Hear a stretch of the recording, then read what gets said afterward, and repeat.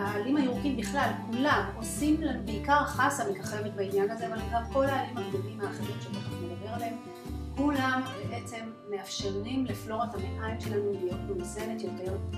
אצל רוב האנשים הפלורה של המעיים, שזה החיידקים הטובים והרעים שאמורים לחיות באיזון אחד עם השני, חיים בהפרת איזון. זאת אומרת, הרעים בכמות גדולה יותר מהטובים, כשאנחנו אוכלים עלים ירוקים אנחנו מאזנים מחדש. למה זה קורה? מכיוון שאנחנו מרססים שנים ואוכלים אוכל מודבר, החיידקים הרעים והטובים מתו כאחד. אנחנו לוקחים אנטיביוטיקה, והאנטיביוטיקה היא גם זאת שבעצם הורגת את החיידקים הטובים.